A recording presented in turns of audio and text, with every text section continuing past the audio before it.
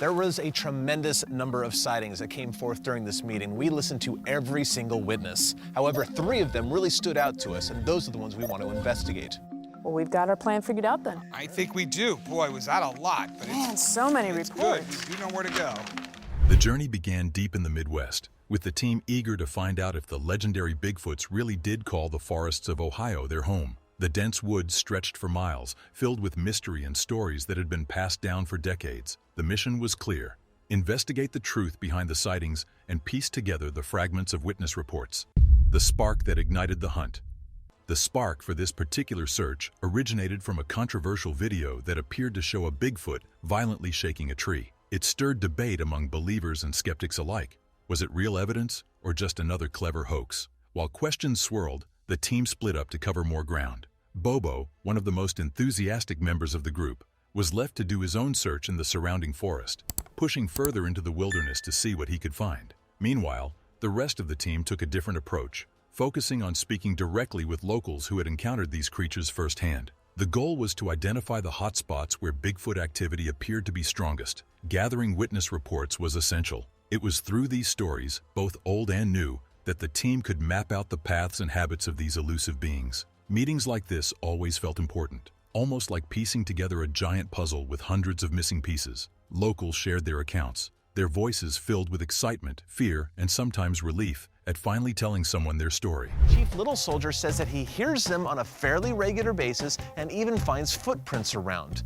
This is the property where most of the Bigfoot action has been happening lately? Yes, we've had all kind of activity.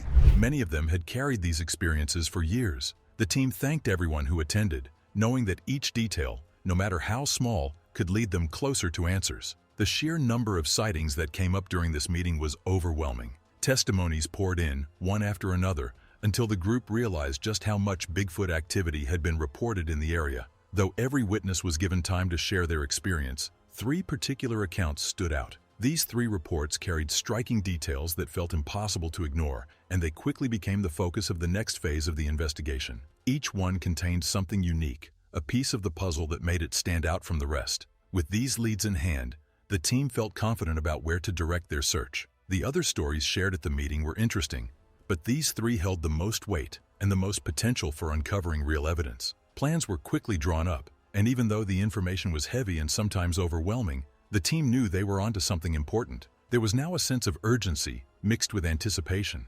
The weight of all the stories sat with them as they prepared for the next steps. They couldn't afford to waste time chasing random reports anymore. It was clear now that they knew exactly where they needed to go. Is this the spot? This is the spot. I was putting in trail markers, and I heard this branch break. I saw a creature that was immensely huge looking back at me. It took off down the side of the ravine. I ran toward it. There was no way I would have any chance of catching up with it. Voices of the land. One part of the team's journey took them to the Muncie, Delaware Indian Reservation, where they met with Chief Little Soldier. His land was known for having repeated Bigfoot activity over the years, and he himself had been no stranger to strange encounters. For him, this wasn't something distant or abstract. It was part of his day-to-day life. He reported hearing the creatures frequently and even finding their massive footprints scattered around the property. These weren't secondhand stories. They were things he personally observed. This was a place where the mystery was not just a rumor, but a lived experience. The reservation carried deep history, both cultural and spiritual. For Native Americans, the land was sacred, and their connection to it stretched back generations. For just as long, their stories and traditions had included references to Sasquatches. Unlike outside researchers, they had lived alongside these legends, treating them as more than just shadows in the forest. To them, the creatures weren't only part of folklore, they were a reality woven into the rhythms of life on the land. Chief Little Soldier emphasized that Native Americans knew far more about these beings than most Bigfoot hunters ever could.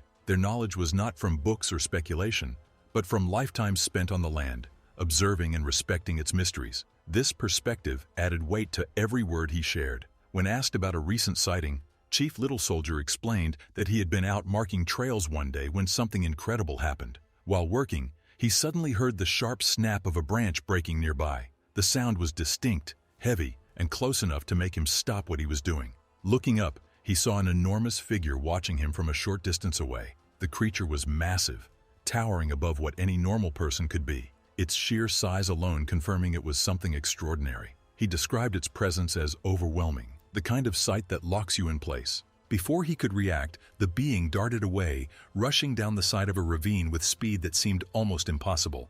In only a handful of strides, it was gone, leaving behind nothing but the memory of its size and the force of its movement. In that brief moment, instinct took over. Chief Little Soldier ran toward it, but it was no use. The creature moved too quickly, covering ground with massive, powerful strides. He described it reaching the ravine in fewer than 6 steps, which painted a picture of its immense strength and agility. Each step was long and effortless, proof that this was no ordinary animal. The timing of the event made it even more fascinating. Chief Little Soldier had been hammering a post into the ground when the creature appeared. This raised an interesting question. Could the rhythmic banging have sounded like the wood knocks that Sasquatches are often believed to use to communicate? If so, the sound might have drawn the creature closer, curious to investigate. Whether coincidence or not, the detail added another layer of mystery to the encounter. For the investigator, nothing about the story seemed exaggerated or unusual compared to other credible Bigfoot sightings. What made it remarkable was the clarity and closeness of the experience. Many witnesses only catch glimpses, often at night or from a great distance. But here was someone who had seen one in daylight, at close range, and on land that already carried a history of encounters. Chief Little Soldier was lucky, though he described the moment with humility. When asked how he felt about the event, he reflected deeply. Since the late 1990s, he had been aware of strange occurrences on the land, weird noises, fleeting shadows, and unexplained movements. The sighting reminded him of the old stories passed down through generations. To see such a creature on ceremonial land gave him a surprising sense of peace, mixed with the undeniable excitement of the experience. It was both calming and thrilling, hard to describe in words but unforgettable in meaning. The investigator thanked him sincerely for taking them to the location. For them, being able to walk the ground where the event had happened was invaluable. It wasn't just about hearing the story, but also about connecting with the environment itself. The investigation felt far more real when standing in the exact place where history might have been made. The Playground Watcher. While that meeting gave him valuable insight, the search continued in other parts of Ohio. Renee and Matt traveled to Sharon, where they were eager to meet with Lorena Cunningham. Her story had fascinated many for decades, dating back to 1984. At the time, she had been at a playground with her children when something extraordinary occurred. According to her account, a female Bigfoot emerged at the tree line and stood watching her. The encounter was unnerving because it lasted longer than most. Typically, Bigfoot sightings were fleeting, often consisting of quick glances, sudden movements, or the sound of retreating footsteps. But in this case, the creature lingered, studying Lorena as she held her baby. The silent standoff between woman and beast stretched on, creating a moment of tension that seemed almost frozen in time. For some, the length of the encounter raised questions. Was it really possible for such a creature to stand exposed for so long without retreating? But others pointed out that this situation was different. In many encounters, the creature stumbled upon human males, hunters, workers, or men moving through the woods. That presence often intimidated them, leading to quick retreats. Here, however, the scene was different. A woman with children, a playground filled with innocent noise and play, would not carry the same threat. The Bigfoot may have felt less fear, less urgency to flee. Some wondered if this had even been an attempt at communication, a cautious effort to bridge the gap between humans and creatures. The playground setting was unusual. Children laughing, a merry-go-round spinning, and perhaps it had drawn Bigfoot closer out of curiosity. Whatever the reason, the encounter remained one of the most unusual and memorable in Ohio's Bigfoot history. Matt himself had first heard about Lorena's story in the 1990s, back when he lived in Ohio. It had stuck with him ever since, a tale he always wanted to follow up on. Now, years later, he finally had the chance to stand on the very spot where the encounter had happened. Seeing the open playground bordered by a dense tree line gave him a better perspective on how the sighting unfolded. For him, this wasn't just another retelling. It was a chance to connect firsthand with a piece of Bigfoot history that had endured for over 3 decades. When they arrived, Lorena pointed out the exact playground. The swings were still there, along with the old merry-go-round. She explained that her children had first been playing on the swings before moving over to the merry-go-round. It was then that she heard a loud crashing sound coming from the woods. Her heart froze as she looked up to see a massive hairy figure standing there, watching her from the tree line. The moment filled her with fear. She described feeling paralyzed, unable to move, as the creature's gaze locked onto her. Holding her baby tightly, she stood rooted to the spot, staring back at something that defied explanation. The silence between them only heightened the tension, making every second feel stretched and heavy. Lorena's sighting was unusual from the very beginning. Most stories of encounters with Sasquatch happen at night, in the woods, or at some distance where you can barely make out the figure. But her sighting was different. It was close range in full daylight and lasted long enough for her to take in the details. That in itself made it stand out. She said it wasn't just a quick glance at something darting through the trees. It was a sustained observation. It was face to face. She described how the creature wasn't nervous or trying to hide. Instead, it seemed calm, even curious. As she looked at it, she realized it was also looking right back at her. She could see its attention shift between her and the children who were nearby. That level of observation makes people pause. A daylight sighting at such a short distance means the chances of mistaking it for a shadow, a stump, or another animal are low. When asked about its size, Lorena estimated it was between 7 and 8 feet tall. That's far beyond the height of any ordinary person, and even above the range of the tallest humans. She emphasized how massive it looked, with huge muscles filling out its frame. When asked about its width, she admitted it was hard to guess, but even when she tried to demonstrate with her hands, it was clear the creature was incredibly broad. Despite Lorena's calm telling of her story, there was doubt. Rane listened and admitted she had trouble believing her account. If Sasquatch were real, the argument went, they are supposed to be elusive and intelligent. So why would such a creature show itself near a playground in broad daylight, where children and adults could easily spot it? From a behavioral perspective, it didn't add up. But Matt, one of the investigators, had his own explanation. He suggested the figure Lorena saw was likely a female Sasquatch, and that its interest might have been sparked by seeing mothers and children together. He even suggested that future expeditions should consider including mothers with kids, since that curiosity could draw the creatures out. Matt believed Lorena's story completely and thanked her for sharing it. In his view, this encounter didn't weaken the case for Sasquatch, it strengthened it. If these creatures were intelligent, then their choices might not always follow the patterns humans expected. Curiosity can override caution, especially when the situation feels safe. To Matt, the playground encounter revealed not a mistake on the creature's part, but a glimpse into its behavior. The idea that Sasquatch might feel drawn to family groups or recognize similarities between themselves and humans opened new doors for the investigation. The hunter's stand.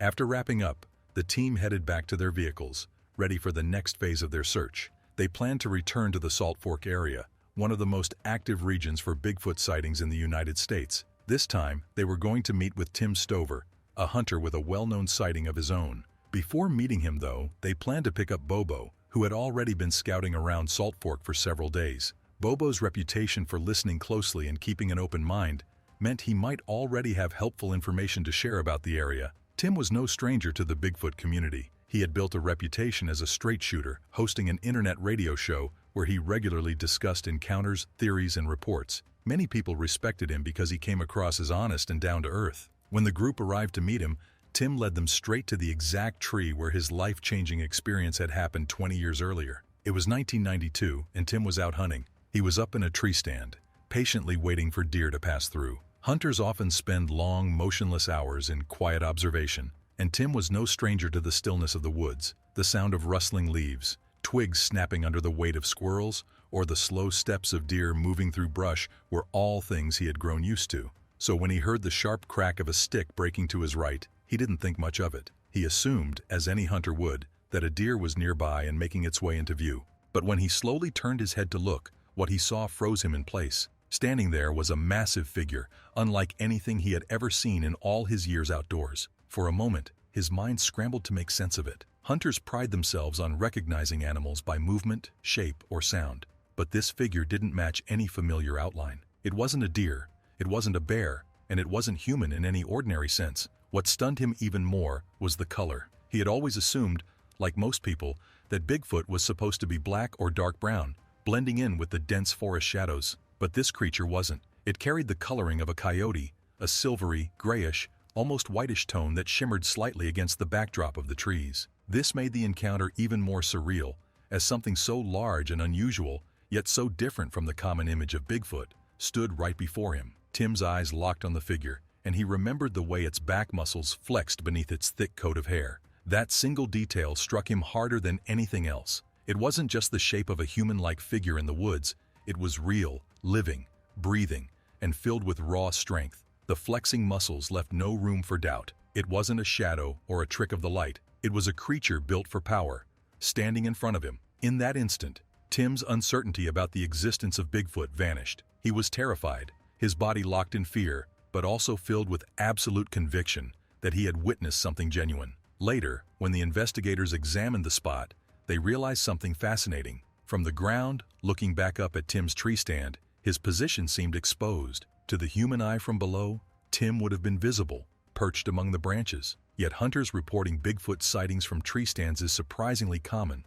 which raises questions. Bigfoots are often thought to be cautious, highly intelligent creatures, skilled at avoiding hunters. If that's true, why would one approach so close without noticing him? To test this mystery, the team asked Tim to climb back into his original tree stand while Bobo retraced the path where the creature had walked that day. The goal was simple: to see just how visible Tim really was from the ground. As Bobo walked forward, Tim carefully watched from above, calling out when he lost sight of him. The results surprised everyone. At specific points, Bobo vanished completely from Tim's view, even though he was only a short distance away. The dense brush and clusters of trees created natural pockets of cover that swallowed him up. From Tim's perspective, the forest simply closed in, making Bobo disappear. This demonstration revealed something important. Even if Tim's tree stand looked exposed from below, it didn't mean he was easily visible. The natural camouflage of the woods, combined with his hunting gear, would have hidden him almost completely. If Tim was wearing camouflage that day, as most hunters do, it would have been nearly impossible for anything on the ground, even a creature as observant as a Sasquatch, to notice him. What appeared to be a vulnerable spot was actually a perfectly concealed vantage point. For the investigators, this experiment provided a clear explanation for Tim's sighting. It showed how the Sasquatch could have passed by unnoticed, unaware of a hunter silently watching above. Rather than contradicting the idea of an intelligent creature, it supported it. The Bigfoot wasn't careless. The natural cover and camouflage deceived it. For Tim, it explained how such an extraordinary moment had unfolded right before his eyes, leaving him with a memory that would never fade. The investigators admitted these types of reports are the hardest to analyze. The creature Tim described wasn't a bear, wasn't a man in a costume, and didn't fit into any simple explanation. The lighter coloring of the Sasquatch also didn't match many people's expectations, but it wasn't unheard of. Witnesses in this region had reported light gray or even whitish Sasquatches before. The team noted that this consistency across different reports added credibility to Tim's story. They found him to be a sincere, reliable witness who had no reason to invent such an experience. Reflecting on both Lorena's and Tim's encounters, the team considered what made these stories so compelling. Lorena's sighting stood out because it happened in daylight and so close to people, especially children. Tim stood out because it happened while he was hunting, a situation where he was trained to notice every movement and sound around him. Both encounters challenged assumptions about Sasquatch behavior. If the creatures are so elusive, why would one reveal itself to a woman and her children in a playground, or approach within sight of a hunter in a tree stand? One possible explanation discussed was curiosity. Just as humans are fascinated by observing animals, Sasquatches might be equally curious about us. A female Sasquatch could be drawn to the sight of children playing, just as Matt suggested. Similarly, the one Tim encountered might not have realized he was there at all, hidden in the leaves and branches, until it was too late to avoid detection. Another idea was that these creatures are not always perfectly cautious. Like humans, they might make mistakes, get distracted, or even take risks out of boldness or curiosity. As the group left the Salt Fork area, they couldn't help but reflect on how difficult it is to dismiss these accounts outright. Witnesses like Lorena and Tim came across as genuine. They weren't trying to gain fame or attention. The details they shared matched patterns that had been reported in this region many times before. Tall figures, muscular builds, curious behavior, and unusual coloring, all elements that kept appearing in different accounts. The question that lingered was the same one researchers have asked for decades. If Sasquatch really exists, why hasn't clear, undeniable proof been collected yet? Sightings like these keep interest alive, but skeptics argue that without physical evidence, it's all just stories. For the believers, though, the consistency and sincerity of the witnesses mean something more. Every encounter, every retelling, adds another piece to the puzzle, keeping the mystery alive and fueling the search for answers.